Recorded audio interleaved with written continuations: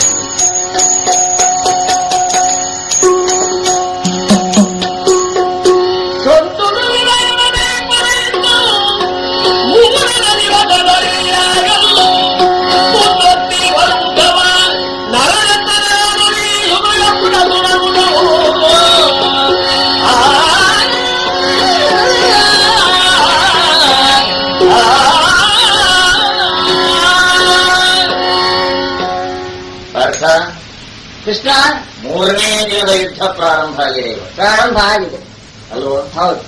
ಇಲ್ಲಿವರೆಗೆ ಹೇಳಿಕೊಳ್ಳುವಂತಹ ಯಾವ ಸನ್ನಾಹ ಅಜ್ಜಿನ ಹತ್ರ ಒಂದೆರಡು ಮಾತಾಡ್ತೇನೆ. ಇಬ್ಬರಿಗೂ ಸುಸ್ವಾಗತ. ಹ. ಅಜ್ಜ, ಒಂದೆರಡು ಮಾತುಗಳನ್ನ ನಿನ್ನಲ್ಲಿ ಆಡಬೇಕು ಎನ್ನುವ ಅಪೇಕ್ಷೆಯಿಂದ ಸ್ವಲ್ಪ ವಿಳಂಬಿಸ್ತಾ ಇದ್ದೇನೆ. ಇತ್ತು ಮಾತಿನಿಂದ ಯಾವ ವ್ಯವಹಾರವೂ ಬಗೆಹರಿಲಿಲ್ಲ. ನಮ್ಮಂತಂದವರು ಮಾತಾಡದೆ ಬಾಯಿ ಮುಚ್ಕೊಂಡ್ರೆ ಒಳ್ಳೇದು ಎಂಬ ತೀರ್ಮಾನಕ್ಕೆ ನಾನು ಬಂದಿದ್ದೆ. ಆಡುವುದಿದ್ರೆ ಧರ್ಮರಾಜ ಒಬ್ಬ ಆಡಬೇಕು. ಯಾಕಂದ್ರೆ ಶಕ್ತಿಯುತವಾದಂತಹ ಮಾತಾಡ್ತಾನೆ ಅಂತ ಅಲ್ಲ, ಅವನ ಮಾತಿನಲ್ಲಿ ಶಕ್ತಿ ಇದೆ ಅನ್ನೋದು ನೀವೆಲ್ಲ ಕಂಡುಕೊಂಡಿದ್ದೀರಲ್ಲ. ಸತ್ತವರನ್ನೂ ಬದುಕಿಸಿದ ವಾಕ್ಶಕ್ತಿ ಅವನದು. ಆದ್ರೆ ನೀನು ಮಾತಾಡ್ಲಿಕ್ಕೆ ಕೇಳಿದ್ಯಲ್ಲ, ಮಾತಾಡ.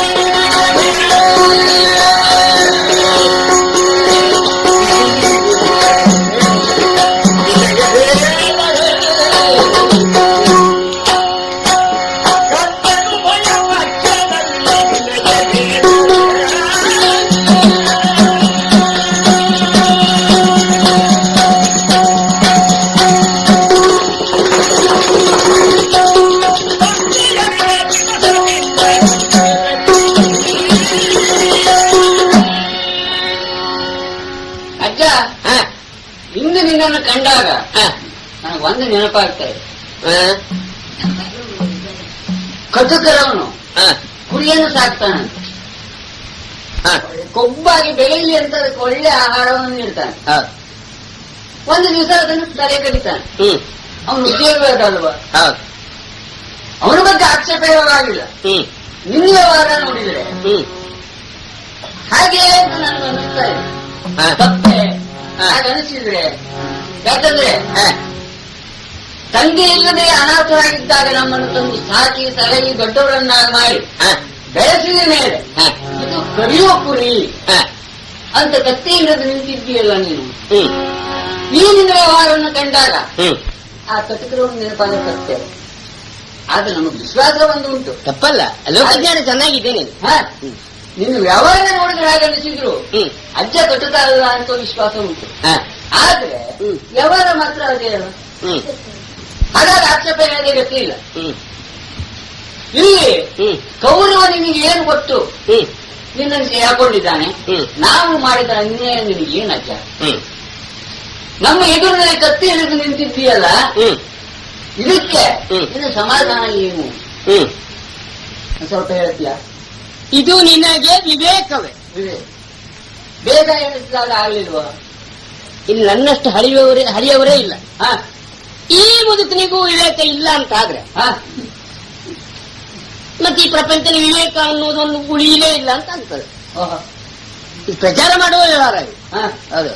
ಅಂದ್ರೆ ವಿವೇಕಕ್ಕೂ ಆಯಸ್ಸಿಗೂ ಗಂಟ ಅಲ್ಲ, ಅಷ್ಟು ವರ್ಷ ಕಳೆದ್ರೆ ಒಟ್ಟು ಅನುಭವ ಆಗ್ಲಿಲ್ಲಲ್ಲ ಅಂತ. ಇದೋ ನೀನ್ ಮಾತಾಡೋದು. ಅರ್ಜುನ, ಪಂಡಿತರ ಮಾತನ್ನು ನೀನಾಗಲಿಲ್ಲ, ಪಾಂಡಿತ್ಯಪೂರ್ಣವಾದ ಮಾತಂತೂ ಅಲ್ವೇ ಅಲ್ಲ. ಅದ್ರ ಮಾತಿನ ಎಳೀತಾ ಇದ್ಯಾ, ಆದ್ರೆ ಅದು ಎಳೆ ಮಾತು. ಅದಕ್ಕೆ ಕಾರಣ ಏನು? ಮೇಲಿದ್ದವನು ಜಾಗ ಇದ್ದವನು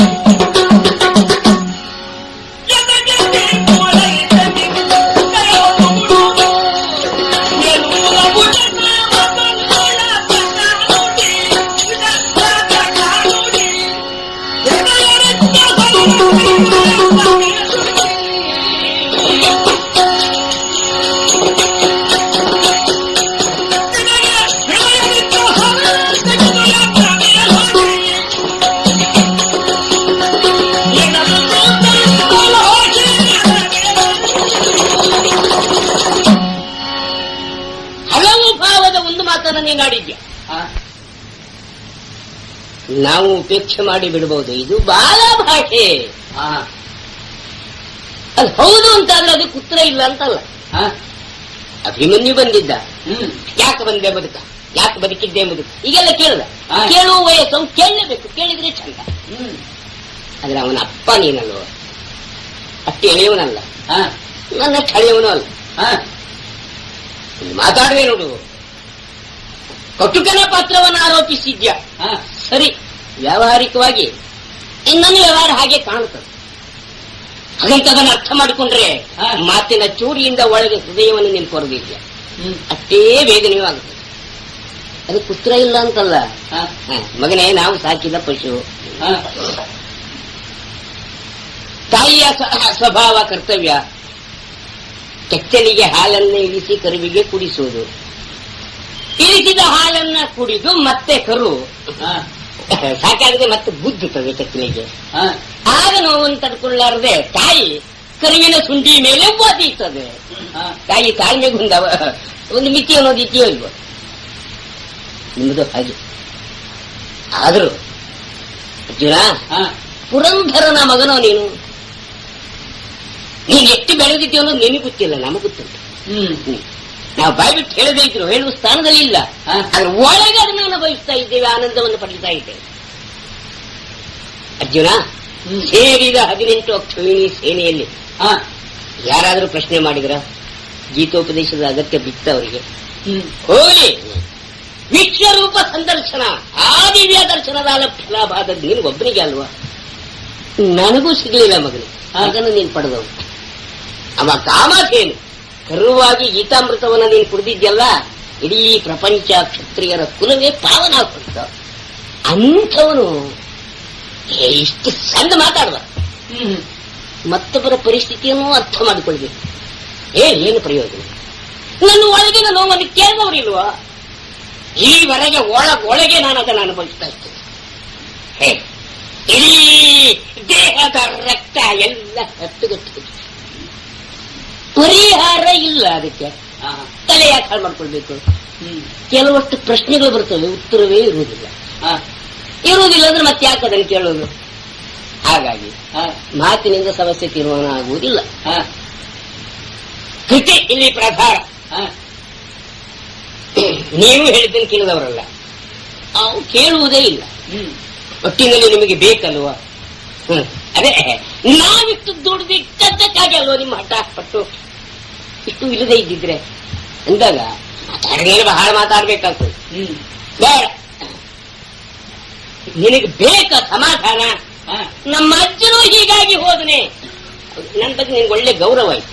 ಈಗ ಅನುಮಾನ ಬಂದಿದೆ, ಅದಕ್ಕೆ ತೀರ್ಮಾನ ಬೇಕು ಅಂತಾದ್ರೆ ಎಲ್ಲರ ಹೃದಯವನ್ನು ಏನು ಅಂತ ತಿಳಿದವನವನು ಹತ್ತಿರವೇ ಇದ್ದಾನೆ. ಕಾಮಧೇನು ಮನೆಯಲ್ಲಿದೆ, ಅಲ್ಲಿಗಾಕಿ ಯಾಕೆ ಅಲ್ಲದಾಗ್ಯ? ನಾನು ಉತ್ತರ ಕೊಟ್ಟರು ನಿನಗೆ ಸಮಾಧಾನ ಆಗುವುದಿಲ್ಲ. ಅವನು ಕೇಳ, ಈ ಭೀಷ್ಮ ಹೇಗೆ ಅಂತ. ಅವನ ಹೇಳಿದ ಮಾತಿನ ಮೇಲೆ ನಿನಗೆ ಸಮಾಧಾನ ಆಗಿದೆ ಅಲ್ವಾ? ಅವನನ್ನೇ ಕೇಳಿ ಉತ್ತರ ಪಡಿಸು. ಆದ್ರೆ ವ್ಯವಹಾರದಲ್ಲಿ ಒಂದು ದೇವಲೋಕಕ್ಕೆ ಹೋಗಿದ್ದೆ ಅಲ್ವಾ? ಪಶುಪತಿಯಿಂದ ದತ್ತವಾದಂತಹ ಪಾಶುಪತ ಶರ, ವಿಶ್ವೇಶ್ವರನ ಆಜ್ಞೆ, 3 ಲೋಕದ ಪ್ರಭುವಾದಂತಹ ಪುರಂಧರನಿಗೆ ಬಂದ ಆಪತ್ತು, ನಿವಾತ ದೈತ್ಯರ ವಧೆ ನಿನ್ನಿಂದಾಗಿದೆ. ಅದಕ್ಕೆ ಬಹುಮಾನವಾಗಿ ಇಂದ್ರ ತನ್ನ ಅರ್ಧ ಸಿಂಹಾಸನದ ಮೇಲೆ ನಿನ್ನನ್ನು ಕೂಡಿಸಿಕೊಂಡು ನಿನ್ನನ್ನು ಮನಿಸಿ. ಮಗನೇ, ದೇವಗಂಗೆಯ ಮಗನ, ಕೈಲಾಸದವರೆಗೆ ಹೋಗಿದ್ದೇನೆ, ಗಣಪತಿಯಲ್ಲಿ ಅಧ್ಯಯನ ಮಾಡಿದ್ದೇನೆ. ದುರ್ಯೋಗವೋ ಏನೋ ವಿಶ್ವೇಶ್ವರನ ದರ್ಶನ ಆಗಲಿಲ್ಲ. ನನ್ನ ಮೊಮ್ಮಗ ಬರ್ತಿದ್ದ, ಅದು ಸಮಾಧಾನ. ನಾನು ಪಾವನಾಗಿ ಮೇಲಾಗಿ ವೀರ ಜೀವನ ನಮ್ದು. ಅದೇ ವ್ಯವಹಾರ ಇಲ್ಲಿ ನಡೀತಾ ಇದೆ. ಅದಕ್ಕಾಗಿ ಆ ವೀರೋಚಿತವಾದ ವ್ಯವಹಾರದಲ್ಲಿ ನಾನು ನಿನ್ನನ್ನ ಒಂದು ಪ್ರಶ್ನೆ ಒತ್ತಾಯ ಮಾಡ್ತೇನೆ. ಪಶುಪತಿಯಿಂದ ದತ್ತವಾದಂತಹ ಪಾಶುಪತ ಶರ ಅದು ನನ್ನ ಕಣ್ಣಿಗೆ ಬರಬೇಕು, ಅದ್ರ ಸ್ಪರ್ಶ ಆಗ್ಬೇಕು. ಮೇಲಾಗಿ ಮಾತಿನಿಂದ ನೀವು ನನ್ನನ್ನು ಕೊಲ್ಲಬೇಕು. ನಿಮ್ಗೆ ಕೊಲ್ಲಬೇಕು ಅಂತಾದ್ರೆ ಆ ಮಹಾಶರ ಎತ್ತಿ ಹೊಡೆದು ಯಾಕೆ ಬರೆದು ಕೊಲ್ಲಬಾರದು? ಬಿಡು ನೋಡೋಣ. ಅಜ್ಜ, ನಿನ್ನ ಬಯಕೆ ಈಡೇರೋ ಸ್ಥಿತಿ ಇಲ್ಲ ಅಂದ್ರೆ, ಯಾಕಂದ್ರೆ ಅದು ದುಷ್ಟರ ಮೇಲೆ ಪ್ರಯೋಗ ಮಾಡುವಂತ ಶರ. ಓಹೋ, ಪಶುಪತಿಯಿಂದ ಆಜ್ಞೆಯೇ ಆಗಿದೆ. ಉತ್ತರ ಸಿಗ್ತಲ್ಲ ನನಗೆ. ನೀನ್ ಯಾಕೆ ಕಟುಕ ಅದೆ ಅಂತ ಕೇಳಿದ್ಯಾ? ನೀನ್ ದುಷ್ಟಲ್ಲ ಅಂತ ಹೇಳ್ತಾ ಇದ್ಯಾ? ಸಂತೋಷ.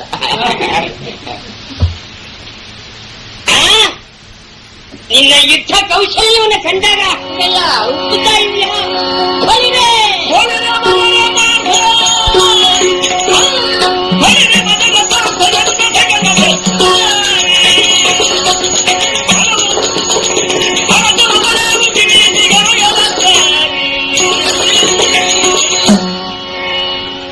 ಅರ್ಜುನ ಜನ್ಮ ಸಾರ್ಥಕ, ನೀನು ಕೃತಾರ್ಥ.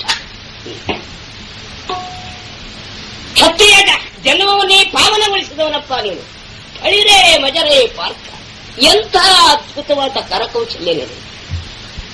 ಅರ್ಜುನ ಈ ಚಕ್ರಕ್ಕೆ ಏರಿದ್ದಾನೆ ಅನ್ನೋದನ್ನ ಕೇಳಿ ಆನಂದ ಪಡ್ತಿದ್ದೆ ಮಗನು. ಪ್ರತ್ಯಕ್ಷ ಕಂಡೆ. ಹೌದು, ಈಗ ಸಮಾಧಾನ ಆಯ್ತಾ? ಆದ್ರೂ ಒಂದು ಅನುಮಾನಲ್ಲಿ ಲೆಕ್ಕಾಚಾರದವರು ನಾವು ಯಾವಾಗಲೂ ಇಷ್ಟು ನಿನ್ನದ್ದೇಯೋ ಹೊರಗಿನಿಂದ ತಂದದ್ದೆಷ್ಟು ಸ್ವಂತದ್ದೆಷ್ಟು ಇದನ್ನು ನೋಡಿದಾಗ ಅದಕ್ಕೆ ಪ್ರಮಾಣ ಇಲ್ಲೇನಾಗಿದೆ. ನಾನು ಬಿಡುವ ಬಾಣ ನಿನಗೆ ತಾಗಬೇಕು ವ್ಯವಸ್ಥೆ ಅವ ಮಾಡ್ತಾರೆ.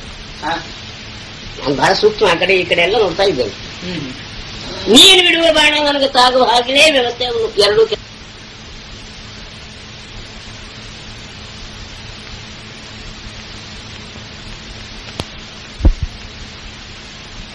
ಅದರಿಂದ ಪ್ರಶಸ್ತಿ, ಭೀಷ್ಮ ಪ್ರಶಸ್ತಿ ನೀನು ಕೊಟ್ಟಿದ್ದು ಶಾಶ್ವತವಾಗಿ ಅದನ್ನು ನೀನು ಇಟ್ಕೊಳ್ಬೇಕು. ಕಾಲಾನುಕೂಲ ಬದುಕಿದ್ರೆ ನೀನ ಇಂಥ ಹುಡುಗರು ಸಿಕ್ಕಿರು ಕೊಡು. ಆದ್ರೆ ಈಗ ಬರೀ ನೇರವಾಗಿ ನಿನ್ನಲ್ಲ, ನಮ್ಮ ವ್ಯವಹಾರ ಇನ್ನೂ ಮುಂದುವರಿಯುತ್ತದೆ. ಇಷ್ಟೊತ್ತಿಗೆ ಯಾರನ್ನು ಏರಿಸ್ತೀರ, ಯಾರನ್ನು ನಿಲ್ಲಿಸ್ತೀರ, ಅದು ನಂಬೋದು ಕಷ್ಟ. ಹಾಗಾಗಿ ಆ ಪ್ರಶಸ್ತಿ ನಿನ್ನಲ್ಲಿ ಇರಲಿ. ಬದುಕಿನಲ್ಲಿ ಇಳ್ಕೊಂಡವರಿಗೆ ಏರೋದು ಗೊತ್ತಿಲ್ಲ, ಏರಿಸೋದು ಗೊತ್ತಿಲ್ಲ.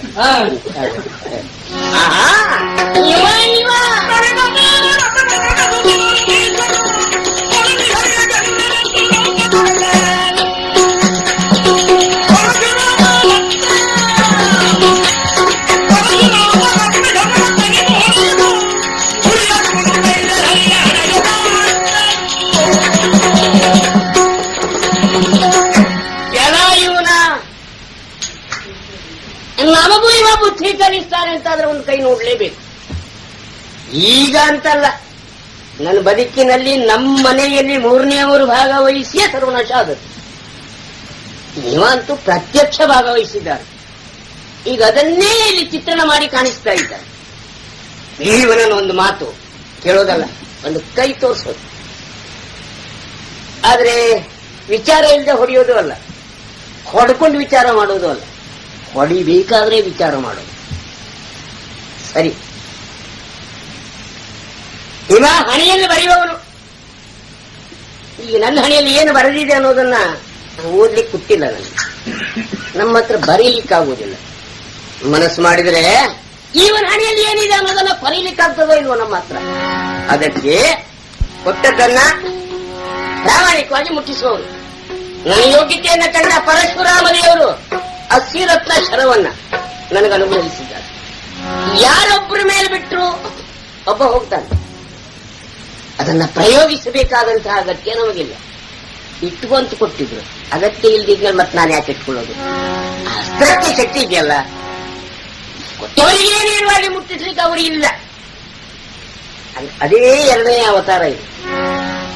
ಇಲ್ಲಿ ಕೊಟ್ಟರು ಅಲ್ಲಿಗೆ ಮುಟ್ಟುತ್ತದಲ್ಲ. ನಮ್ಮ ಹಣೆ ಬರಹ ಹೀಗೆ ಅಂತ ನಮ್ಮ ಕೈಯಿಂದಲೇ ಉಳಿಸುವ ಇವನ ಹಣೆಯಲ್ಲಿ ಏನೇನಿದೆ ಅಂತ ನೋಡೋದು ಒಂದು, ಕೊಟ್ಟಿದ್ದನ್ನ ಕೊಡೋದು ಇನ್ನೊಂದು.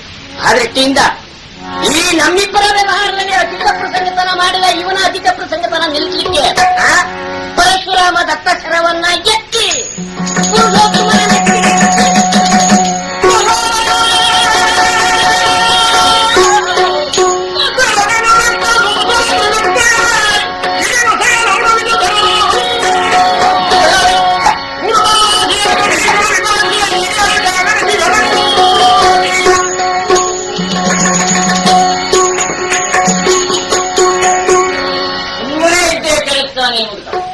ಕೂಡಲೇ ಬೆದರಿಯದು ಮಂಗ ಮೈಕಿಗೆ ಹತ್ತಿದೆ.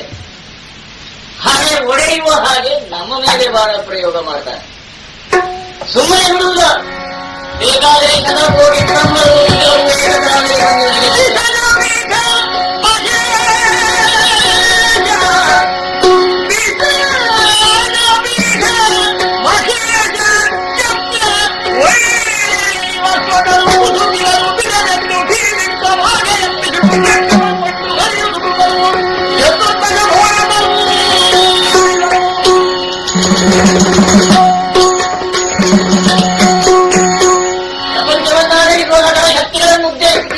ಸಾಧ್ಯ ಇದ್ರೆ ಭೀಷ್ಮರಿಗೆ ಬೆಂಬಲ ಕೊಡಿ. ಕೆಲವು ಕೈಯಲ್ಲಿ ಚಕ್ರ ಹಿಡಿದಿದ್ದೇನೆ.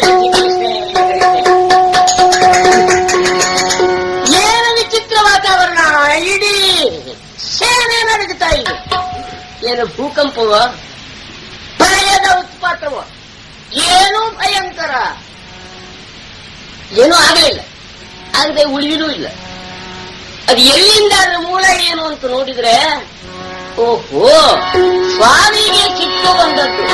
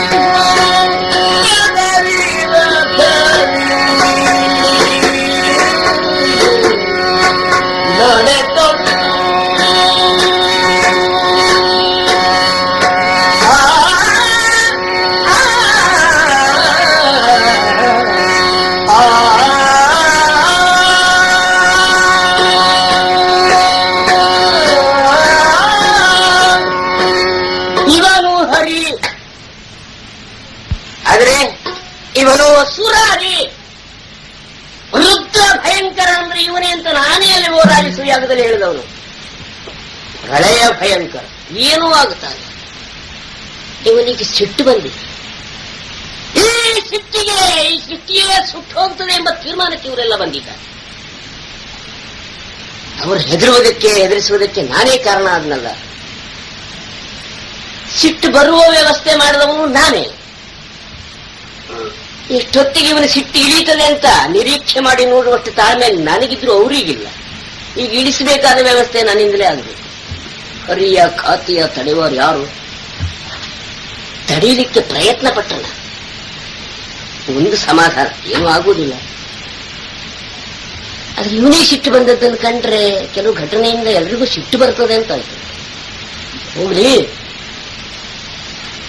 ರುದ್ರ ವೈವಸ್ವತರು ಮುನಿದರು ಬಿಡಲು ಅಂತ ಎಷ್ಟು ಉಗ್ರವಾಗಿ ಕೂಗ್ತಾ ರಥದಿಂದ ಇಳಿದು ಈ ಕಡೆ ಬರ್ತಾ ಇದ್ದಾನೆ ಅಂತಾದ್ರೆ, ಈ ಸಿಟ್ಟು ಬಂದ್ರೆ ಎಲ್ಲರೂ ಕೆಳಗಿಳಿತಾರೆ ಅನ್ನೋದೊಂದು ಗೊತ್ತಾಯ್ತು.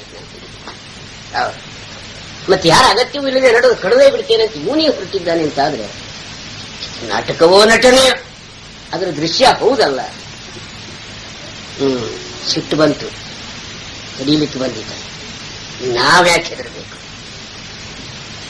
ಇವನಿಗೆ ಸಿಟ್ಟು ಬಂದು ಕೆಳಗೆ ಇಳಿದ ಅಂತಾದ್ಮೇಲೆ ನಾವು ಮತ್ತೆ ಮೇಲೆ ಕೂತ್ಕೊಳ್ಳುವುದು ಔಚಿತ್ಯ ಅಲ್ಲ. ನಾನು ಕೆಳಗೆ ಇಳಿದಿದ್ದೇನೆ, ಕನಸನ್ನು ಕೆಳಗಿಟ್ಟಿದ್ದೇನೆ, ಬರೀ ಗೈಯಿಂದ ಬರ್ತಾ ಇದ್ದೆ. ಹೋಗಿ ಇವನ ಕೈಯನ್ನು ಹಿಡಿದು ಏನು ಅಂತ ಕೇಳಬೇಕು. ಓ ಭಗವಂತ,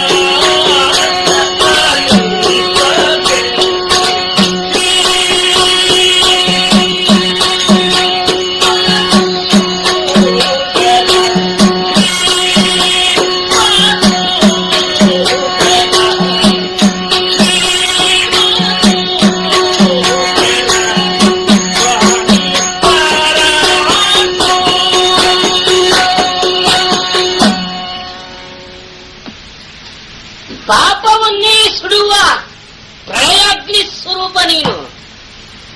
ಈಗ ಇಲ್ಲಿ ಪುಣ್ಯವನ್ನು ಸುಡ್ತಾ ಇದೆಯಲ್ಲ, ಈ ಪಾಪ ಪುಣ್ಯ ಎರಡನ್ನೂ ಒಟ್ಟಿಗೆ ಸುಡುವ ಹಾಗೆ ಕಾಣ್ತದೆ. ಬೇಡ,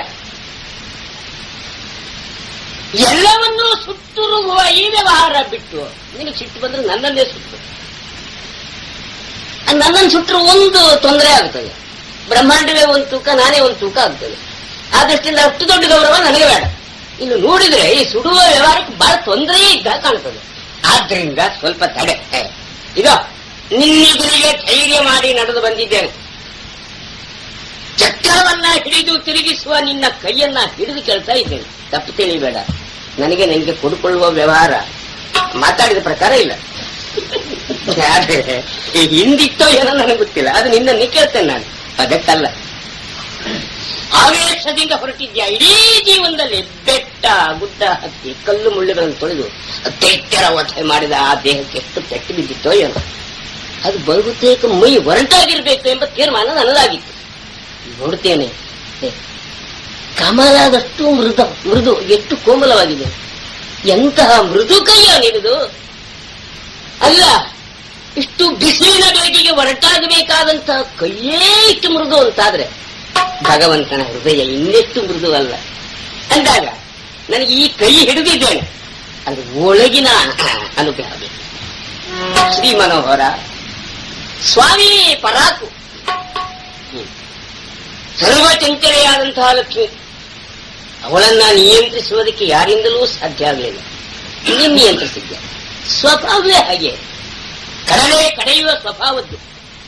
ಆ ಕಡಲನ್ನು ಕಡಲಾಗ ತಿರುಗುವ ಈ ತೆರೆಯ ಮಧ್ಯದಲ್ಲಿ ತಲೆ ತಿರುಗ್ತಾ ಹುಟ್ಟಿದವಳು ಲಕ್ಷ್ಮಿ. ಅವಳು ಒಂದು ಕಡೆಗೆ ಸ್ಥಿರವಾಗಿ ನಿಲ್ಲುವುದಿಲ್ಲ. ಅಂಥವಳ ತಿರುವಿಕೆಯನ್ನ ಸ್ಥಾಯಿಗೊಳಿಸಿದಂತಹ ನಿನಗೆ ನಿನ್ನದಿಟ್ಟ ಸಿಟ್ಟನ್ನ ಒಂದು ಕ್ಷಣ ಸಂಯಮದಿಂದ ತಂದುಕೊಳ್ಳಿಕ್ಕೆ ಏನು ತೊಂದರೆ ಆಗುತ್ತೆ. ಸರ್ವಲಕ್ಷ್ಮಿಯ ಮನೋಹರನಾದಂತಹ ನಿನ್ನಲ್ಲಿ ನಾನು ಬೇಡ್ಕೊಂಡೆ, ಏನು ಈ ಚಕ್ರ ಹಿಡಿದಿದ್ಯಲ್ಲ ಅದು ಯಾಕೆ? ಪ್ರಾಯಶಃ ಈ ಕುತ್ತಿಗೆ ಕಡಿಲಿಕ್ಕೆ ಆಗಿರ್ಬೇಕಲ್ಲ. ಗೊತ್ತಾಗಲಿಲ್ವ? ಹೌದು, ನನ್ನ ತೀರ್ಮಾನವೂ ಅದೇಯ. ಆದರೆ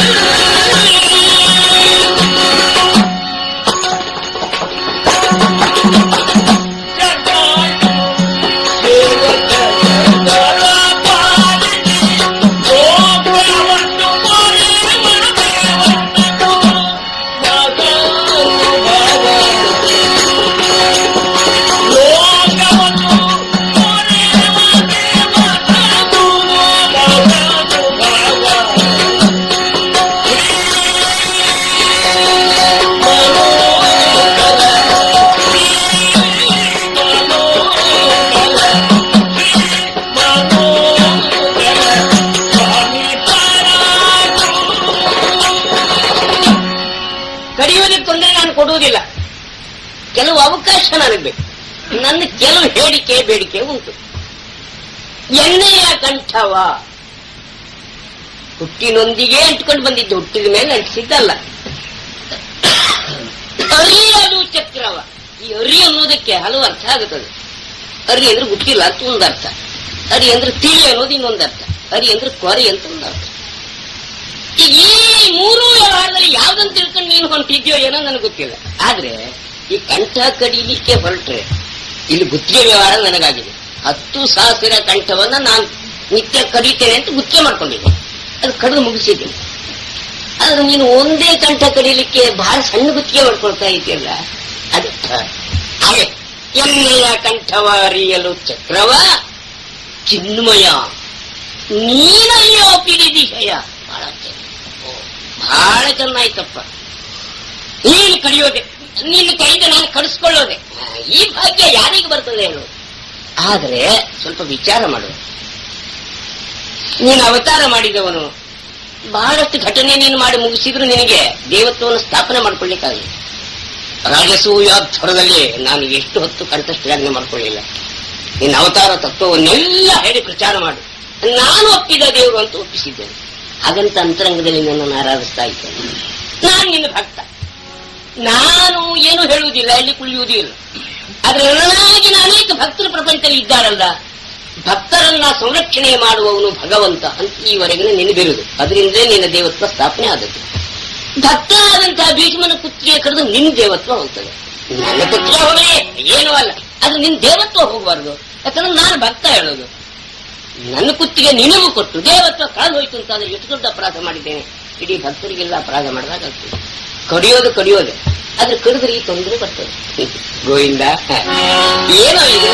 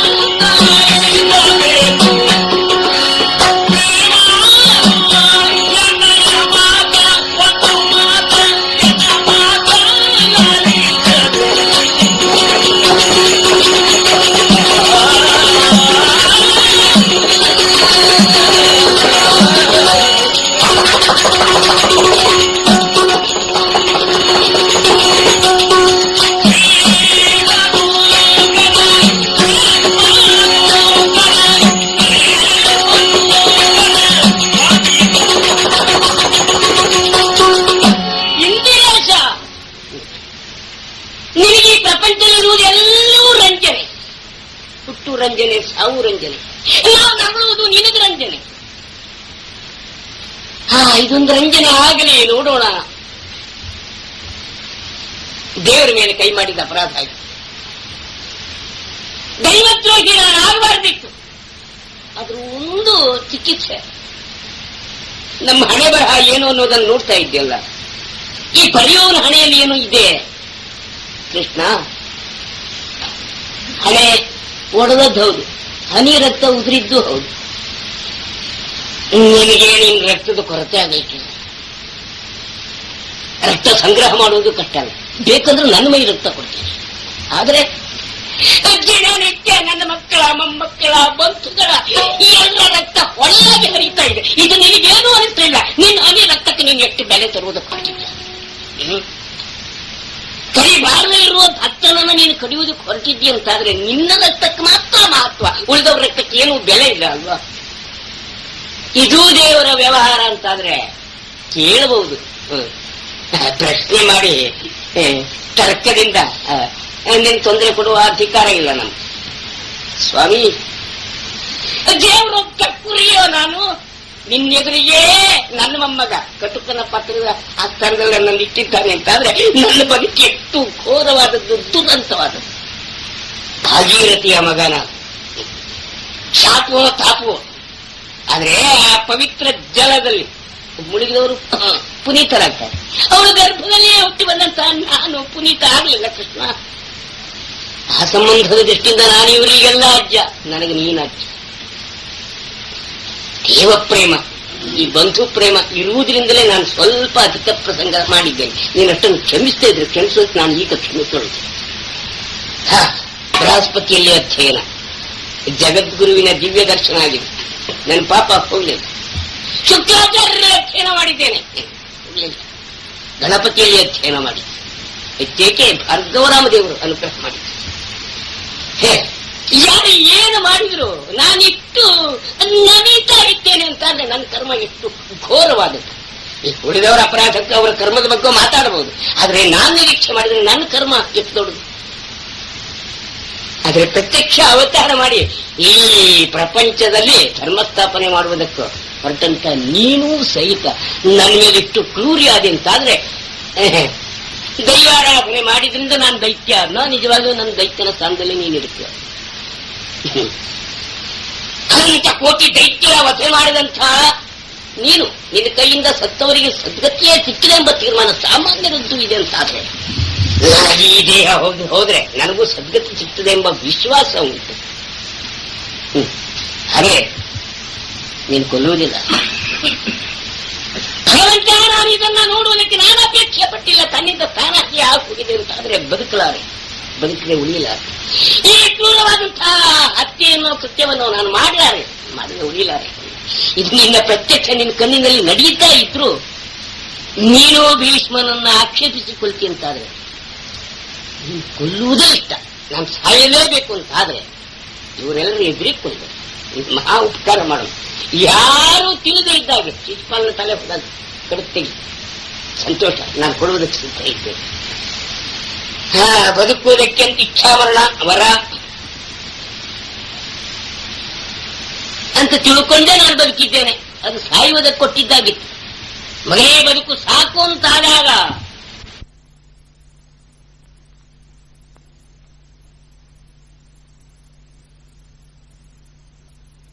ಏನು ನಗಾಡ್ತಾ ಇದ್ಯಾ? ಅದನ್ನು ನೋಡಿ ನನಗೂ ನಗಾಡ್ತಾ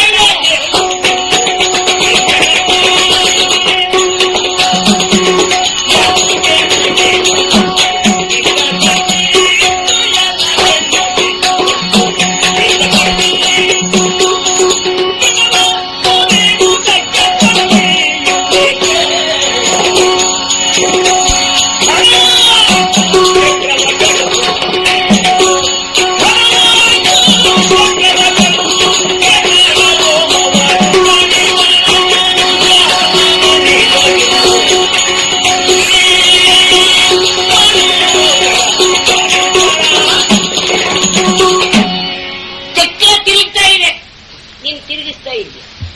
ಸುದರ್ಶನ ಇಲ್ಲಿ ಪ್ರದರ್ಶನ ಆಗುತ್ತಾ ಇದೆ. ಈ ವ್ಯವಹಾರ ಕಂಡಾಗ ಪ್ರತಿಯೊಬ್ಬ ವ್ಯವಹಾರಿಕನಿಗೂ ನಗೆ ಬರ್ತದೆ. ಒಂದು ತೃಣ ಮುರಿಯುವುದಕ್ಕೆ ಕೊಡಲಿಯನ್ನು ಯಾರಾದರೂ ಬುದ್ಧಿವಂತನಾದವನು ಬಳಸ್ತಾನೋ ಹೇಗೆ? ಹೋಗ್ಲಿ, ಆ ಚಕ್ರ ಹೀಗಿದೆ ಅನ್ನೋ ಪ್ರಚಾರ ನೀನೇ ಮಾಡಿದ್ದೆ. ಭಂಡಾರ ಏತು ಸುದರ್ಶನ, ಹಲ್ಲು ಹಾರಿ ಹೋಗಿದೆ, ಹದವೇ ಇಲ್ಲ. ಕೌರವನಲ್ಲಿ ಹೇಳಿದ್ದೆ, ಭೀಷ್ಮನ ಮೇಲೆ ಪ್ರಯೋಗಕ್ಕೆ ಹೊರಟಿದ್ದೆ. ಏನು ಮಾರಾಯ, ಇಷ್ಟು ವಯಸ್ಸಿನ ಮುದುಕನನ್ನ ರಕ್ತವೇ ಇಲ್ಲ, ಏನು ಕರಗಸದಲ್ಲಿ ಕೊಯ್ದ ಹಾಗೆ ಕೊರೆದು ಸಾಹಿತ್ಯ ಹಾಗೆ. ಗೊತ್ತಾಯ್ತು ನನಗೆ. ಕಡಿಯುವುದಕ್ಕಾಗಿ ಹಿಡಿದದ್ದಲ್ಲ ನೀನು. ಒಂದು ವೇಳೆ ಕಡಿಯುವುದಕ್ಕೆ ಮುಂದೆ ಬಂದ್ರೆ ನಾವು ಬೇಡಿಕೊಳ್ತೇವೆ, ತಡೆಯುವ ಶಕ್ತಿ ಉಂಟು ನನಗೆ. ಮಹಾದೇವನಲ್ಲಿ ವರ ಪಡೆದಂತಹ ಭಸ್ಮಾಸುರ ಅವನ ತಲೆ ಮೇಲೆ ಕೈ ಇಡ್ಲಿಕ್ಕೆ ಹೋಗ್ಲಿಲ್ವಾ? ಈಗ ನಿನ್ನ ಅನುಗ್ರಹದಿಂದ ನಾವಿಷ್ಟು ಬೆಳೆದು ನಿಂತಿದ್ದೇವೆ, ನಮಗೂ ವರಾನುಗ್ರಹ ಇದೆ. ನೀನು ಕಡಿತಿ ಅಂತ ಹೊರಟ್ರೆ ನಾವು ಸಾಯಲಿಕ್ಕೆ ಯಾಕೆ ಸಿದ್ಧರಾಗಬೇಕು ಅಂತ ಒಂದು ಸರಿ ಸಿಟ್ಟು ಬರ್ತದೆ. ನೋಡುವ, ಒಂದು ಸ್ಪರ್ಧೆ ಹಾಕೋಗ್ಲಿ. ನಮ್ಮಪ್ಪ ಕೊಟ್ಟ ವರದಲ್ಲಿ ಏನಾದ್ರೂ ಶಕ್ತಿ ಇದೆಯಾ, ಅಥವಾ ನಿನ್ನಿಸಿ ದೊಡ್ಡಾಗಿ ಹೋದ ಸುದರ್ಶನದಲ್ಲಿಯೇ ವಿಶೇಷ ಶಕ್ತಿ ಇದೆಯಾ, ಅದು ಒಂದು ಸ್ಪರ್ಧೆ ಆಗೋಗ್ಲಿ. ಸಾಕು, ನಾನು ಜೀವ ಕೊಡುವುದಕ್ಕೆ ಹೆದರುವುದಿಲ್ಲ. ನಿನಗೆ ಶಕ್ತಿ ಯೋಗ್ಯತೆ ಇದೆ ಅಂತಾದ್ರೆ ಕೈ ಮುಂದೆ ಮಾಡ್ತೇನೆ. ಮೈ ಮೇಲಿರುವ ರೋಮ ಕಡಿಲಿ ನಿನ್ ಚಕ್ರ. ಹಾಗಿದ್ರೆ ನನ್ನ ರೋಮ ಕಡಿಯುವ ಯೋಗ್ಯತೆ ನಿನ್ ಚಕ್ರಕ್ಕೆ ಬಂತು ಅಂತಾದ್ರೆ ಇದು ಸ್ಪರ್ಧೆ ಏನಾಗ್ಬೇಕು? ನೀನ್ ದೇವರಾಗ್ಬೇಕು, ನಾನು ಭಕ್ತ ಆಗ್ಬೇಕು. ಶರಣನೇ ಅಲ್ಲ, ಬರ್ಲಿ ಚಕ್ರ ಬಿಡು. ಒಳಗಾದ್ರೆ ಮುದುಕರು ಸಣ್ಣವರಾಗ್ತಾರೆ. ಅರ್ಜುನ ಪ್ರಶ್ನೆ ಕೇಳಿ ಸಣ್ಣವಾದದ್ದು ಏನ್ ದೊಡ್ಡದು ಅಲ್ವಾ? ತನ್ನ ಅಜ್ಜಿಗೆ ಅವ ಪ್ರಶ್ನೆ ಮಾಡ್ದ, ನಿನ್ನ ಅಜ್ಜಿಗೆ ನೀ ಪ್ರಶ್ನೆ ಮಾಡಿದ. ನನ್ನ ಅಜ್ಜ ಎದುರಿಗೆ ಬಂದ್ರೆ ನಾನೂ ಹೀಗೆ ಕೇಳ್ತಿದ್ನೋ ಏನೋ ಗಿಲ್ಲೆತ್ಕೊಂಡು. ಅದೇ ಅಂದಿದ್ದು, ಶಸ್ತ್ರ ಎತ್ತಿದ ಕೂಡಲೇ ಕೊಲ್ಲುವುದಕ್ಕೆ ಅಂತ ತೀರ್ಮಾನ ಮಾಡ್ತಾರಲ್ಲ ಈಗಿನ ಮೊಮ್ಮಕ್ಕಳು. ನಗೆ ಬಂದು ಅರ್ಜುನ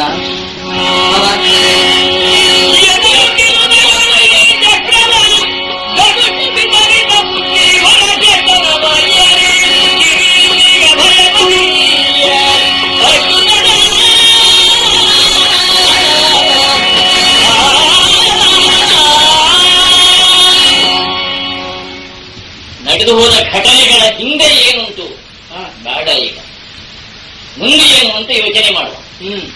ಯಾಕೆ ಸೂರ್ಯಾಸ್ತ ಸಮೀಪಿಸ್ತಾ ಇದೆ. ಇವತ್ತಿನ ಯುದ್ಧ ಇಲ್ಲಿಗೆ ನಿಲ್ಲಿಸೋಣ. ಬಲಾಬಲದ ಪರೀಕ್ಷೆಯಲ್ಲಿ ಇಬ್ಬರೂ ತೇರ್ಗಡೆಯಾಗಿದ್ದೀರಿ ಅಂತ ನಿರ್ಣಯಕ್ಕೆ ಬರೋಣ. ನಾನು ಸೋತೆ ಅಂತ ಬೇಕಾದ್ರೆ ಒಪ್ಪಿಕೊಂಡು ಬಿಡ್ತೇನೆ. ಯಾಕೆ ಹೇಳು, ನಿಮ್ಗಿಬ್ಬರಿಗೂ ನಾನು ಪೂಜ್ಯ ಸ್ಥಾನದಲ್ಲಿ ಇದ್ದೇನಲ್ಲ. ಕಿರಿಯರನ್ನು, ನಮ್ಮನ್ನು ಆರಾಧಿಸುವವರನ್ನು ಎದುರಿಗಿಟ್ಕೊಂಡು ನಾವು ಸೋಲುವುದರಲ್ಲೇ ಏನೋ ತೃಪ್ತಿಯಪ್ಪ ನಮಗೆ. ನನಗೆ ಸಂತೋಷ ಉಂಟು ಮಾಡಿದ್ದೀರಿ ಇಬ್ರು. ಭೀಷ್ಮ, ಇವತ್ತಿನ ಯುದ್ಧ ಇಷ್ಟಕ್ಕೆ ನಿಲ್ಲಿಸೋಣ ಅಂತ. ನನ್ನ ಪ್ರಶ್ನೆಗೆ ಉತ್ತರ ಸಿಕ್ಕೇಬೇಕು. ನಾನು ಮುಖ್ಯವಾಗಿ ಹೇಳಿದ ಮಾತು, ನನ್ನ ಪ್ರತಿಜ್ಞೆಯನ್ನು ಉಳಿಸಿಕೊಟ್ಟು ನಿನ್ನ ದೇವತ್ವ ಉಳಿಸ್ಕೊಂಡು ನಾನು ಏನು ಉಳಿಸುವುದು? ಆದ್ರೆ ನೋಡು, ಹರಿಯ ಕೈಯಲ್ಲಿ ಚಕ್ರ ಹಿಡಿಯುತ್ತೇನೆ ಎನ್ನುವಾಗ ಸತ್ಯ ಹೇಳು, ನಿನ್ನ ಪರಾಕ್ರಮ ನಿನಗೆ ಆ ವಿಶ್ವಾಸ ಕೊಟ್ಟಿತ್ತು, ಹರಿಯ ಮೇಲಿನ ಭಕ್ತಿ ಆ ವಿಶ್ವಾಸ ಕೊಟ್ಟಿತ್ತು. ನಿನ್ನ ಮೇಲಿನ ಶ್ರದ್ಧೆ ನನಗೆ. ಹೌದಲ್ಲ? ನಾನು ನಿನ್ ಹಾಗಿದ್ರೆ ನಾನಲ್ಲೋ ನಿನ್ನ ಮಾತು ಉಳಿಸವ, ನೀನೇ ಉಳಿಸಿಕೊಂಡಿದ್ದಿ ಎಂಬಲ್ಲಿಗೆ ನೀವಿಬ್ಬರು ಸಮಾನರು ಎಂಬ ತೀರ್ಮಾನದೊಂದಿಗೆ ಇವತ್ತಿನ ಯುದ್ಧ ಮುಗಿಸೋಣ.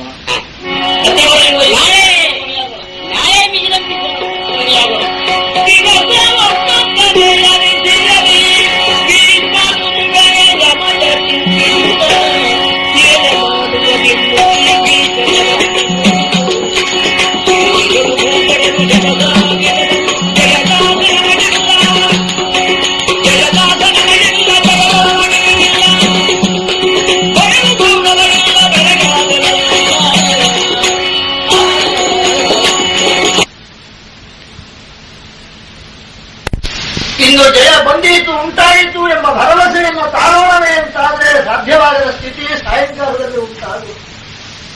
8 ದಿವಸ ಕಳೆದು 9ನೆಯ ದಿವಸದಲ್ಲಿಯೂ ಅದೇ ಅನುಭವ ಆಗುತ್ತಾ ಇದೆ. ಇದೇ ರೀತಿಯಾಗಿ ಸೋಲನ್ನೇ ನಾವು ಅನುಭವಿಸುತ್ತಾ ಹೋದ ಕಾರಣ ಇನ್ನು ಉಳಿದಿರುವುದು 9 ದಿವಸ. ಸಮರವನ್ನ ಗೆಲ್ಲಬೇಕಾದದ್ದು ಸಾಕಷ್ಟು ಇದೆ ಎನ್ನುವಾಗ ಇಲ್ಲಿ ಸೋತು ಪೂರ್ಣವಾಗುತ್ತಾ ಇತ್ತು. ಗೆಲ್ಲುವರಾದರೂ ಹೇಗೆ ಹೇಗೆ ಸಮರ ಪ್ರಾರಂಭ ಮಾಡಿಯಾಗಿದೆ. ಗೆಲುವನ ಮುಖವೇ ಕಾಣ್ತಾ ಇಲ್ಲವಲ್ಲ. ಏನು ಮಾಡುವುದು ಗೆಲ್ಲಬೇಕಾದರೆ ಅರ್ಥವಾಗಿದೆ.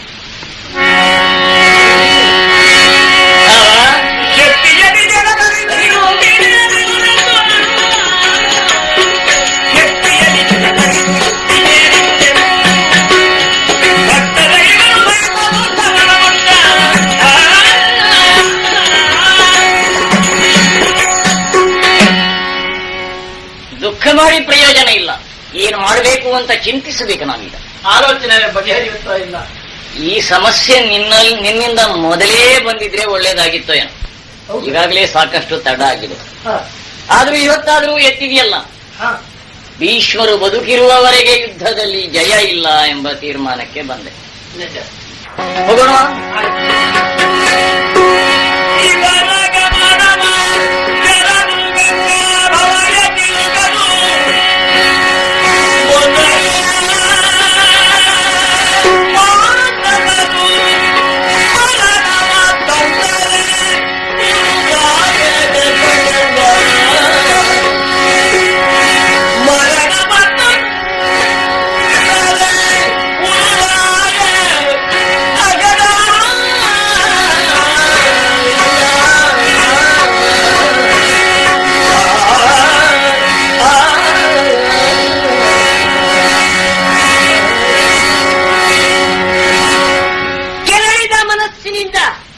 ಸ್ವಾಮಿಯ ಹಣೆ ಹೊಡೆದಿದ್ದೇನೆ, ಅಗತ್ಯ ಇತ್ತಿಲ್ಲ.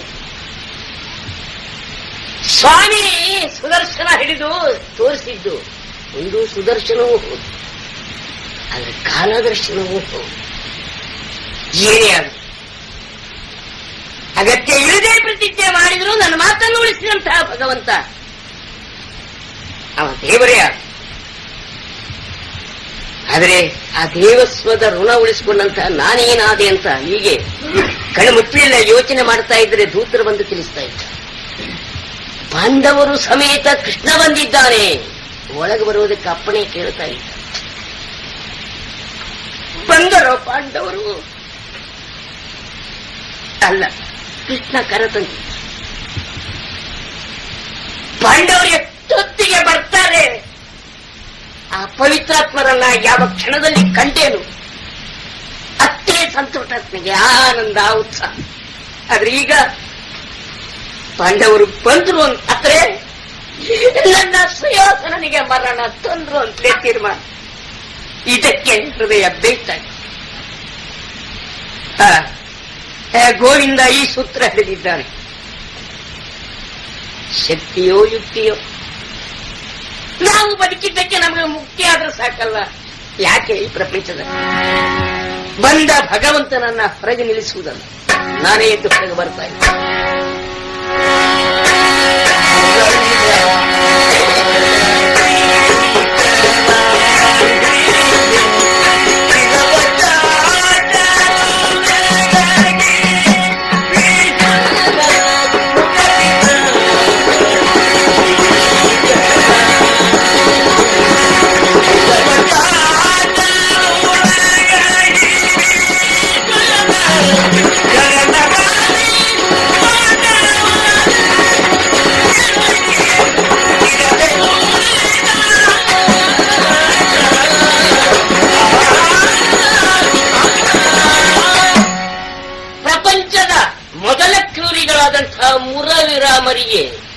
ಮುರನರಕಾಸುರರಿಗೆ ವಿರಾಮ ಕೊಟ್ಟವನು. ನಿನ್ನನ್ನೇ ನಂಬಿಕೊಂಡಂತಹ ನಮಗೆ ಯಾವಾಗ ವಿರಾಮ ಕೊಡುತ್ತೋ ಏನು? ಇದು ನಿನ್ನ ಪಾದಕ್ಕೆ ನಮಸ್ಕಾರ ಮಾಡಿ ಒಳಗೆ ಕರೀತಾನೆ. ಇಲ್ಲಿ ಏನು ಬೇಡ, ದಯಮಾಡಿ ಒಳಗೆ ಬಂದು ನಾನು ಕೊಟ್ಟ ಆಸನದಲ್ಲಿ ಕೂತ್ಕೊಳ್ಳಿ. ಸಂತೋಷ. ಬನ್ನಿ ಮಕ್ಕಳೇ ಒಳಗೆ. ನಮಸ್ಕಾರ ಮಾಡಪ್ಪ.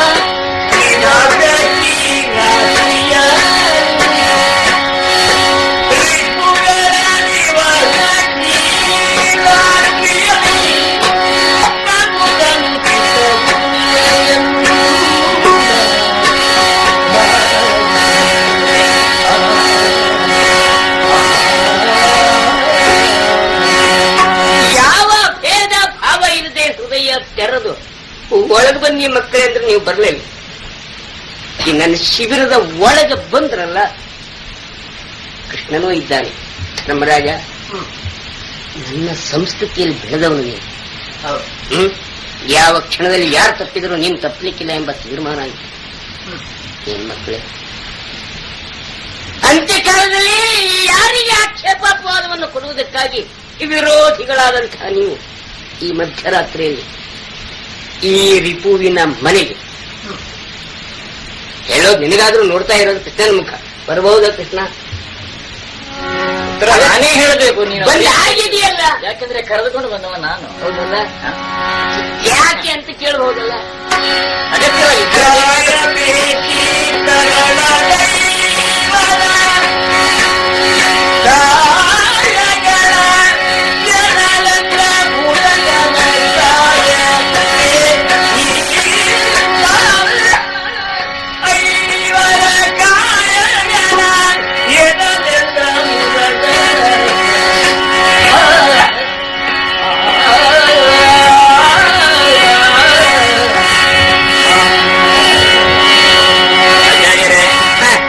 ಪ್ರಶ್ನೆ ತೀರಾ ವ್ಯಾವಹಾರಿಕವಾದದ್ದು.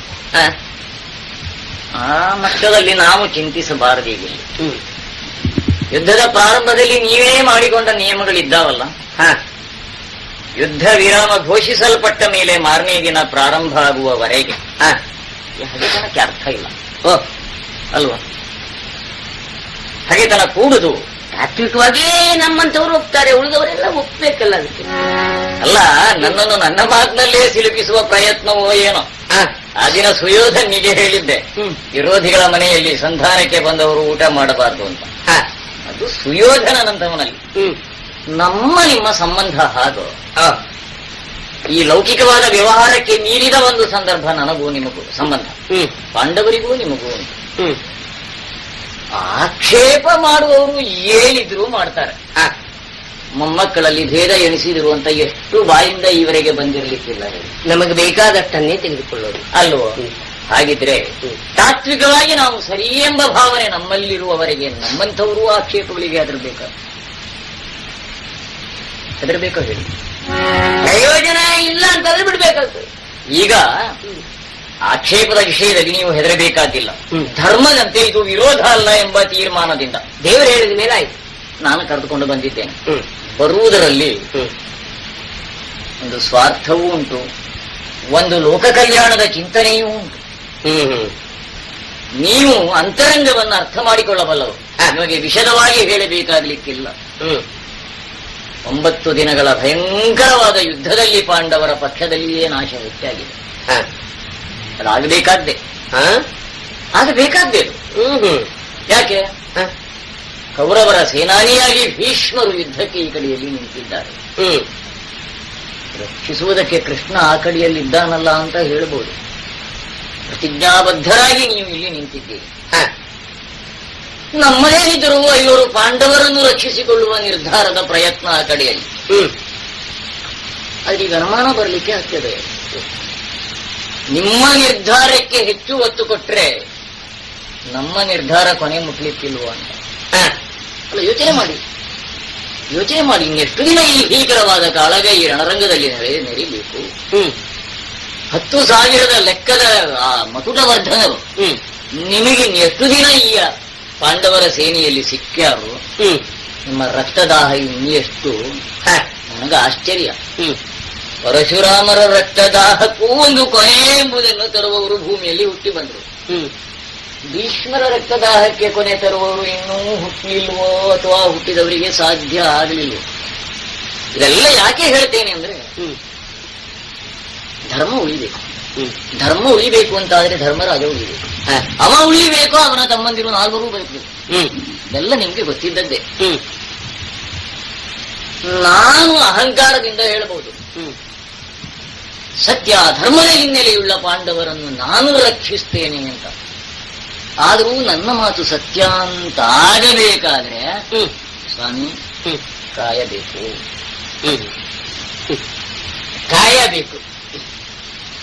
ಹಲವು ಅರ್ಥದ ಒಂದು ಮಾತು. ಈ ಕಾಯಬೇಕು. ಈ ಕಾಯ ಬೇಕು ಅಂತಂದ್ರೆ ಈ ಕಾಯ ಸಾಯ್ಬೇಕು. ನಾನು ಅಲ್ಲ, ಹೇಳಲಿಕ್ಕೆ ಬರುವುದಿಲ್ಲ. ಅಲ್ಲ, ಇನ್ನೂ ಕೆಲವು ಕಾಲ ಹೀಗೆ ಇಬ್ಬರು ಮೊಮ್ಮಕ್ಕಳ ಹೋರಾಟದ ನಡುವೆ ತಪ್ತರಾಗಿ ಕಾಯಬೇಕು ಅಂತ ನಿಮ್ಗೆ ಆಸೆ ಇದ್ರೆ ಹೇಳಿ. ಹಾಗಲ್ಲದೇ ಇದ್ದೆ ಪಾಂಡವರಿಗೆ ಒಳ್ಳೇದಾಗಬೇಕು, ಧರ್ಮಕ್ಕೆ ರಕ್ಷಣೆ ಸಿಗಬೇಕು ಅಂತ ಆದ್ರೆ ನೀವು ಅಷ್ಟು ಮಾಡಬೇಕು. ಇದೆಲ್ಲ ಮಾಯಕವಾದದ್ದು.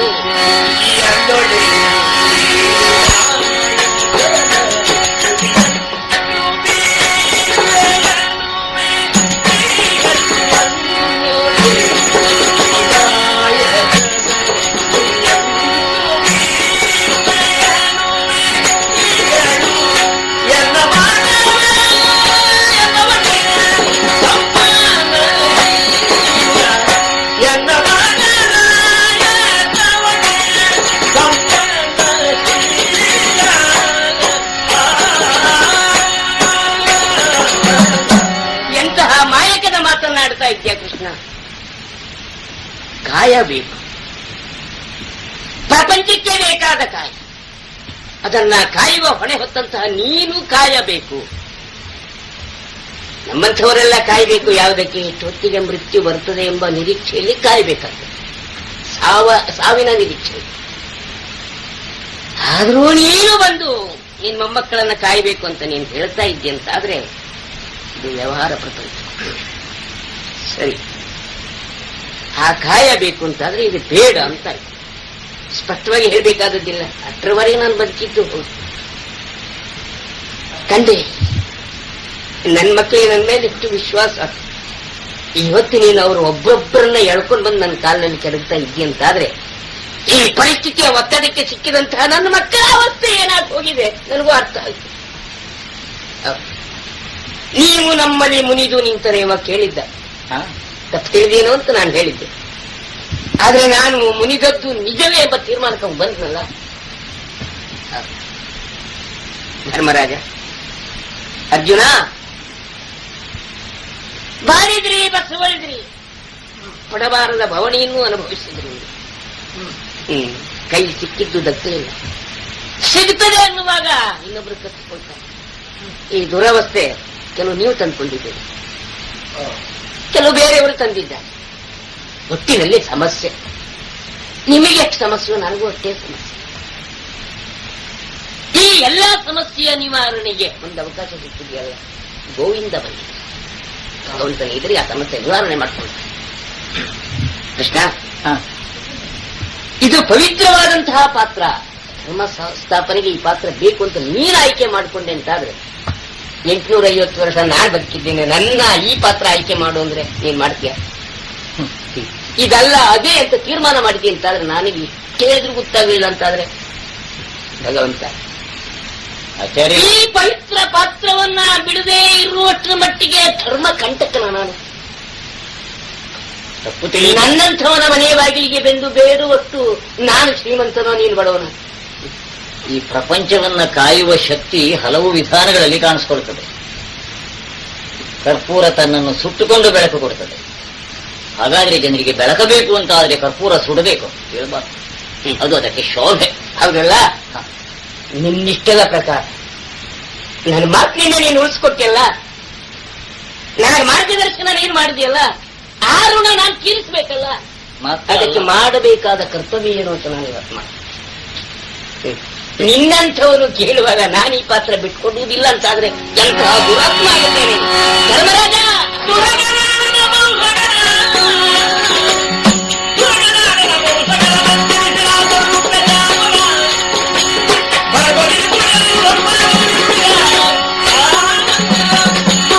ಈವರೆಗೆ ನನ್ನ ಬದುಕಿನಲ್ಲಿ ಸುಯೋಧನ ಕೇಳಲೇ ಇಲ್ಲ. ನೀವು ಕೆಲವು ಕೇಳಿದ್ದೀರಿ, ಕೆಲವು ಕೇಳಲಿಲ್ಲ. ಕೆಲವು ನಿಮ್ಮಿಷ್ಟದ ಪ್ರಕಾರ ನಡ್ಕೊಂಡಿರಿ, ಕೆಲವು ನನಗೆ ಹೇಳಿ ಮಾಡಿದಿರಿ, ಕೆಲವು ಹೇಳಿದೇನೆ ಮಾಡಿದ್ದೀರಿ. ಈ ಎಲ್ಲ ದೋಷ ನಿಮ್ಮ ಬದುಕಿನೆಲ್ಲ ಆಗಿದೆ. ಎಲ್ಲ ಬಿಟ್ಬಿಟ್ರು. ಇವತ್ತು ನಾನು ಹೇಳ್ದಾಗ ಕೇಳಿದ್ದೀನಿ. ಹೌದು, 9 ದಿವಸ ನನಗವರು ವೈರಿಗಳೇನ? ದೇಶಾಧಿಪರು ಬಂದಿದ್ದಾರಲ್ಲ, ಅವ್ರ ಕುತ್ತಿಗೆ ಅವ್ರ ತಲೆ ಮೇಲೆ ದೇವರ ಮೇಲೆ ಎತ್ತಿತ್ತೋ ಇಲ್ವ? ಹುಚ್ಚು ಆವೇಶ. ಈ ವ್ಯವಹಾರಕ್ಕೆ ಮೇಲೆ ವೇಷ ಕೆಟ್ಟ ಮೇಲೆ ಹಾಗೆ ಕುಣಿಬೇಕಾಗ್ತದಲ್ಲ. ಈ ಹತ್ಯೆಯನ್ನು ನಡೆದಿಲ್ಲ, ಇನ್ನು ಮುಂದೆ ಅದನ್ನು ನಾನು ನಿಲ್ಲಿಸ್ತೇನೆ. ಅದು ನಾಳೆ. ಆದ್ರೆ ಪ್ರತಿಷ್ಠಿತ ವ್ಯಕ್ತಿ ಏನೂ ಹೇಳಿ ಇಂಥವ್ರು ಒಪ್ಪು ಹಾಗೆ ನಾನು ಬದುಕಿದ್ದೇನೆ. ಈಗಲೂ ನಾನು ಎಲ್ಲಿ ಹೋಗ್ಬೇಕಾದ್ರೂ ಅವ್ರು ಒಪ್ಪಬೇಕು. ಅದಕ್ಕೊಂದು ವ್ಯವಸ್ಥೆ ಮಾಡ್ತೀನಿ.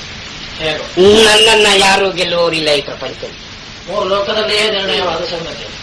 ಆದ್ರೆ ನನಗೆ ಸಾವು ಬರದೇ ಇರುವುದಿಲ್ಲ. ಹುಟ್ಟಿದ ಮನುಷ್ಯನಿಗೆ ಬರಬೇಕಾದದ್ದು. ನಾನು ಇಚ್ಛಾವರಣೆ ಆಗುವಂತಹ ವರ ಕೊಟ್ಟಿದ್ದೇ ಹೊರತು ಚಿರಂಜೀವಿಯಾಗಿ ಅಂತ ಯಾರು ವರ ಕೊಡ್ಲಿಲ್ಲ. ಅದು ಬೇಡ ಈ ಪ್ರಪಂಚದಲ್ಲಿ, ಇದು ಸಾಕು. ಹಾಗಾಗಿ ನಾನು ಇಲ್ಲಿಂದ ಹೊರಟೋಗುವುದಕ್ಕೆ ಇಷ್ಟಪಡ್ತೇನೆ. ಇಂತಹ ಪಾತ್ರವನ್ನ ಪ್ರಪಂಚಕ್ಕೆ ಕೊಟ್ಟು ಹೋಗ್ತೇನೆ ಎಂಬ ಸಮಾಧಾನದಿಂದ ನಾನು ಹೊರಟೋಗ್ತೇನೆ. ಮಗನೇ, ಅದಕ್ಕೆ ಒಂದು ಕೆಲಸ ಮಾಡ್ಬೇಕು. ಏನು ಹೇಳುವುದಕ್ಕೂ ನನಗೆ ಅನುಮಾನ. ಯಾಕಂದ್ರೆ ನಾವಿಬ್ರು ಈ ದುರಂತ ಕೇಳ್ತಾ ಇದ್ದೇವೆ ಅಂತ. ನಿನ್ನ ಭಾವ ಶಿಖಂಡಿ ಇದ್ದಾನಲ್ಲ, ಹೌದು. ಪಂಥ ಹೊತ್ತು ಹುಟ್ಟಿದವು. ಹ್ಮ್. ನನ್ನೆದುರಿಗೆ ಸುಟ್ಟುಕೊಂಡು ಹೋದ ಅಂಬೆ ಹ್ಮ್. ಪುನರ್ಜನ್ಮ ಹೊತ್ತೇ ಬರ್ತೇನೆ. ಓ. ನನ್ನ ಹೆಣ್ಣುತನ ಉಳಿಸ್ಕೊಡ್ಲಿಕ್ಕಾಗ್ಲಿಲ್ಲ, ಹಾ. ಗಂಡಸಾಗ್ಲಿಕ್ಕೆ ಈ ಜನ್ಮದಲ್ಲಿ ಆಗುವುದಿಲ್ಲ. ಹಾ. ನೀನು ಕೊಲ್ಬೇಕು ಅಂತಂದ್ರೆ ನಪುಂಸಕತ್ವ ಹೊತ್ತೇ ಬರ್ತೇನೆ ಅಂತ ಹುಟ್ಟಿ ನಿಂದ ಹೆಣ್ಣು, ಆಮೇಲೆ ಗಂಡು ಹುಟ್ಟಿನಲ್ಲಿ ನಪುಂಸಕ ಅನ್ಸ್ಕೊಂಡ. ಆ ಶಿಖಂಡಿಯನ್ನು ನಾಳೆ ಅರ್ಜುನನ ರಥದಲ್ಲಿ ತಂದು ನಿಲ್ಲಿಸಿ ನನ್ನ ಪ್ರತಿಜ್ಞೆ. ಹಾ. ಸ್ತ್ರೀಯರ ಇದರಲ್ಲಿ ನಪುಂಸಕರ ಇದರಲ್ಲಿ ಧನಸನ್ನೆತ್ತುವುದಿಲ್ಲ, ಇದು ನನ್ನ ಪ್ರತಿಜ್ಞೆ. ಹಾಗಾಗಿ ನಾಳೆ ಅವ ಬಂದು ನಿಂತ ಅಂತಾದ್ರೆ ನಾನು ಧನಸ್ಸನ್ನ ಕೆಳಗಿಡ್ತೀನಿ. ನಾನು ನಿವೃತ್ತ ಆದೆ ಅಂತಾದ್ರೆ ನಿಮ್ಗೇನು ಅನುಮಾನ ಇಲ್ವಲ್ಲ. ಸದ್ಯ 9 ದಿವಸ ಒಬ್ಬನ ಪಕ್ಷ ಕಟ್ಟಿ ನಾನು ಹೋರಾಟ ಮಾಡಿದೆ. ಆ ಪಕ್ಷಕ್ಕೆ ಬರ್ಲಿಕ್ಕೆ ಅವಕಾಶ ಇದೆ. 9 ದಿವಸ ನಾನು ಬಿಟ್ಕೊಟ್ಟೆ ಅಂತಾದ್ರೆ ನನ್ನ ವ್ಯವಹಾರದಲ್ಲಿ ನಿಷ್ಪಕ್ಷಪಾತ ಆದಾಗೂ ಆಯ್ತು. ನನಗೆ ಇಲ್ಲಿಂದ ಮುಂದೆ ಹೋಗೋದಕ್ಕೊಂದ ದಾರಿ ನೀನು ಮಾಡಿಕೊಟ್ಟ ಹಾಗೂ ಆಯ್ತು. ಆ ದೃಷ್ಟಿಯಿಂದ 3 ಲೋಕದ ವೀರ, ಶಾಪದಿಂದ 1 ವರ್ಷ ನಪುಂಸಕನಾದವನು, ನಪುಂಸಕನನ್ನ ಮುಂದೆ ಇಟ್ಕೊಂಡು ಗೆಲ್ಲಬೇಕೇ? ಈ ಪ್ರಶ್ನೆ ಅರ್ಜುನನ ಅಂತರಂಗದಲ್ಲಿ ಹುಟ್ಟುತ್ತದೆ. ಆದ್ರೆ ಭವ್ಯವಾದಂತಹ ಬದುಕಿನಿಂದ ಬದುಕಿದ ನಾನು ನಪುಂಸಕನ ಇದರಲ್ಲಿ ಧನಸನ್ನು ಕೆಳಗಿಡಬೇಕೇ? ಈ ಸಮಸ್ಯೆ ಇದೆ. ಈ ಸಮಸ್ಯೆ ಬಿಡ್ಲಿಕ್ಕೆ ಹೋದ್ರೆ ವ್ಯವಹಾರ ಒಂದು ಹೋಗುವುದಿಲ್ಲ. ಈ ಎಲ್ಲಾ ಸಮಸ್ಯೆಗೂ ನಾವೆಲ್ಲರೂ ಹೊಂದಿಕೊಂಡು ನಾಳೆ ಈ ವ್ಯವಹಾರ ಮಾಡಿ ಮುಗಿಸಿ. ಭಗವಂತ ಈಗ ಕೇಳ್ತೇನೆ ನಾನು. ಅಭಿಮನ್ಯು ಬಂದ, ಚುರುಕು ತರದಿಂದ ಆಕ್ಷೇಪ ಎಷ್ಟು ಕೊಡ್ಲಿಲ್ಲ ಅವನು. ಅರ್ಜುನ ಬಂದ, ಆಕ್ಷೇಪಿಸಿದ. ಅದೇ ಪ್ರಶ್ನೆ. ಧರ್ಮರಾಜನು ಸಂಶಯ ಬಂದ. ಅನೇಕರು ಈ ಮುದುಕನಿಗೆ ಯಾಕೆ ಬೇಕಿತ್ತು? ಅಕ್ಷಯ ಅಂಬರದ ಪ್ರಶ್ನೆ ಇಡೀ ಸಮಾಜ ತುಂಬಿ ಹೋಗಿದೆ. ಗಾಳಿ ಬೀಸುವುದು ಉದ್ಯಮದಕ್ಕೆ. ಯಾವ ಆಕ್ಷೇಪ ಬರುವುದಿದ್ರು ನಾನು ಹೊತ್ಕೊಂಡು ಬದುಕಬೇಕಲ್ಲ. ನಾನು ಈಗ ನಿನ್ನನ್ನು ಕೇಳ್ತೇನೆ. ನೀವು ಮಾಡದೇ ಇದ್ರು ನೀವಿದ್ದಾಗ ಆಯ್ತಲ್ಲ ಅಂತ. ಹೌದಲ್ಲ?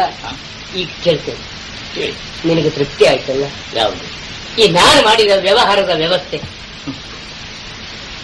ಈ ಕೊಡುಗೆಯಿಂದ ನೀನು ತೃಪ್ತಿ ಆಗುತ್ತೆ ಅಂತಾದ್ರೆ ಆಗ ನಾನು ಕೇಳಿದ್ನಲ್ಲ, ಭಗವಂತ ನನಗೊಂದು ಗತಿ ಈ ಪ್ರಪಂಚದಲ್ಲಿ ಹುಟ್ಟಿದ್ದಕ್ಕೆ ನಮಗೆ ನಿನ್ನ ಆರಾಧಕ್ಕೆ ಸಿಗುವುದಿಲ್ಲವೇ? ಭೀಷ್ಮರೇ,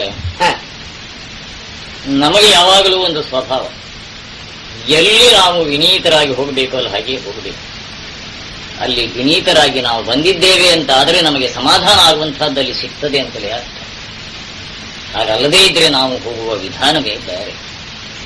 ಪ್ರಪಂಚದಲ್ಲಿ ಪರಸ್ಪರರಲ್ಲಿರುವ ಸೌಜನ್ಯವನ್ನು, ದೊಡ್ಡ ಗುಣವನ್ನು ಗೌರವಿಸದೇ ಇದ್ರೆ ದೇವತ್ವಕ್ಕೂ ಅರ್ಥ ಇರುವುದಿಲ್ಲ, ಸಜ್ಜನಿಕೆಗೂ ಅರ್ಥ ಇರುವುದಿಲ್ಲ. ಆ ದೃಷ್ಟಿಯಿಂದ ನಾನು ಪಾಂಡವರನ್ನು ಕರೆದು ಬಂದು ಅವರನ್ನು ನಿಮ್ಮ ಪಾದದಲ್ಲಿ ಕೆಡವಿ ಕಾಯಬೇಕು ಅಂತ ಅವರ ಪರವಾಗಿ ಪ್ರಾರ್ಥಿಸಿಕೊಂಡಿದ್ದೆ. ಧರ್ಮರಾಜ ಯೋಚಿಸಿ ಅವನು ಅಜ್ಜನನ್ನು ಕೊಂದು ಬದುಕಬೇಕು, ರಾಜ್ಯ ಆಳಬೇಕು, ಇದೆಲ್ಲ ಯಾಕೆ ಹಾಗೆ ಹೀಗೆ ಅಂತ ನಾನು ಅವನಿಗೆ ಸಮಾಧಾನ ಹೇಳ್ತೇನೆ. ನಡೀಬೇಕಾದದ್ದು ನಡೀಲೇಬೇಕು. ತ್ಯಾಗ ಅನ್ನುವಂಥದ್ದು ಇದಕ್ಕಿಂತ ದೊಡ್ಡದು ಏನು ಉಂಟು? ಬಹುಶಃ ಶಂತನುಗಳು ಬರೀ ಇಚ್ಛಾಮರಣವನ್ನು ದಯಪಾಲಿಸುವಷ್ಟು ಮಾತ್ರ ತಿಳುವಳಿಕೆ ಉಳ್ಳವರು, ಶಕ್ತಿ ಉಳ್ಳವರಾಗಿರಲಿಲ್ಲ. ಯಾರಲ್ಲಿ ದಯಪಾಲಿಸಿದ್ರೆ ಅದು ಸದ್ವಿನಿಯೋಗ ಆಗ್ತದೆ ಅನ್ನೋದು ಗೊತ್ತಿರಬೇಕು. ಹಾಗಲ್ಲದೇ ಇದ್ರೆ ಕಥೆ ಹೇಳ್ತಾರೆ, ಯಾವುದೋ ಒಬ್ಬ ಪುಣ್ಯಾತ್ಮ ಹಂದಿಯ ಹೊಟ್ಟೆಯಲ್ಲಿ ಜನಿಸಿದಾಗಲೂ ಸಾಯುವುದಕ್ಕೆ ಮನಸ್ಸು ಮಾಡಲಿಲ್ಲ ಅಂತ. ಮೊದಲೇನೋ ಯೋಚನೆ ಮಾಡಿದ್ದ ಹಂದಿಯಾಗಿ ಹುಟ್ಟಿದ ಕೂಡಲೇ ಸಾಯಬೇಕು ಅಂತ. ಆದ್ರೆ ಹಂದಿಯಾಗಿ ಹುಟ್ಟಿದ ಮೇಲೆ ಕೆಲವು ಕಾಲ ಆ ಜೀವನ ಅನುಭವಿಸಬೇಕು ಅಂತ ಕಂಡಂತೆ. ಪ್ರಪಂಚದಲ್ಲಿ ಬದುಕುವಿಕೆಗೆ ಇಷ್ಟೊಂದು ವಿಶಾಲವಾದಂತಹ ವ್ಯಾಮೋಹ ಇರುವಾಗ ನಿಮ್ಮಂಥವ್ರು ಏನ್ ಹೇಳಿ? ಆದ್ದರಿಂದಲೇ ನಾನು ಪ್ರಾರಂಭದಲ್ಲೇ ಹೇಳಿದ್ದು, ಭೀಷ್ಮರ ಆತ್ಮ, ಅಂತರಂಗ, ಮನಸ್ಸು, ಬುದ್ಧಿ ಇದೆಲ್ಲ ಎಲ್ಲಿಗೆ ಸೇರಬೇಕೋ ಸೇರ್ತಾ ಇದ್ದ. ಕಾಯ ಮಾತ್ರ ಇಲ್ಲಿದೆ, ಅದು ಬೇಕು. ಕಾಯವನ್ನೇ ಕೇಳಿದ್ದೆ ನಾವು. ಆಯ್ತು, ಕೊಡುವ ದೊಡ್ಡ ಮನಸ್ಸು ಮಾಡಿದ್ದೀರಲ್ಲ ಕೃಷ್ಣ.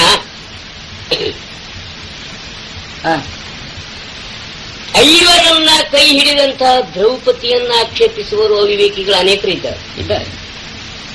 ಹೆತ್ತ ತಂದೆಗೆ ಸಮಸ್ಯೆ ಇಲ್ಲ, ಪಾಂಡವರ ಹಿಂದಿನ ಜನ್ಮ ಏನು ಅಂತ ದರ್ಶನದ ಮೂಲಕ ವ್ಯಾಸರು ತೋರಿಸಿದ್ದಾರೆ. ಮದುವೆ ಮಾಡಿಸುವ ನಿನಗಿಲ್ಲ, ಕೈ ಹಿಡಿಯುವ ಗಂಡನಿಗಿಲ್ಲ, ಪುರೋಹಿತರಿಗಿಲ್ಲ. ಆದ್ರೆ ಅರೆಕಾಸಿನ ಸಮಾಜದ ಜನಕ್ಕೆ ಅದು ದೊಡ್ಡ ಸಮಸ್ಯೆ ಆಗೋದಿಲ್ಲ. ಹೌದಲ್ಲ? ಹಾಗೆ 850 ವರ್ಷ ಈ ಮುದುಕ ಯಾಕೆ ಬದುಕಿದ್ದಾನೆ ಅನ್ನೋ ಸಮಸ್ಯೆ. ನಾನು ನನ್ನ ಸ್ವತ್ತಿನಿಂದ ನಾನು ಬದುಕಿದ್ದೇನೆ, ಯಾರಿಗೂ ಹೊರೆ ಆಗಲಿಲ್ಲ. ಆದ್ರೆ ಅವರಿಗೆ ಅದು ಪ್ರಶ್ನೆ, ಈ ಮುದುಕ ಯಾಕೆ ಬದುಕದ?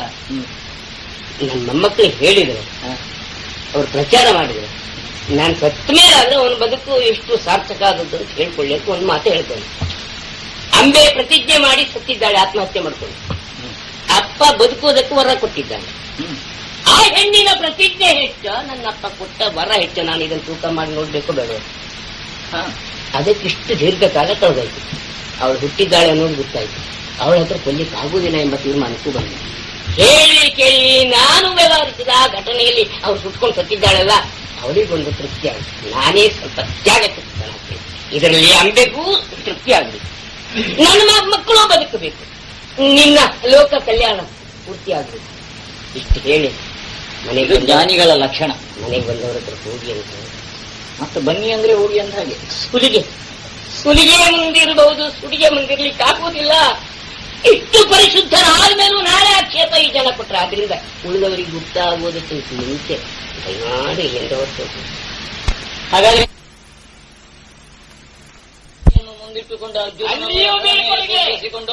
ಭೀಷ್ಮರನ್ನು ಎದುರುಗೊಳ್ಳುವುದಕ್ಕೆ ಬರ್ತೇನೆ. ಆಯ್ತು, ಹೋಗಿ ಬನ್ನಿ ಮತ್ತೆ ಧರ್ಮದ ಸೇವೆ ಮಾಡಿ.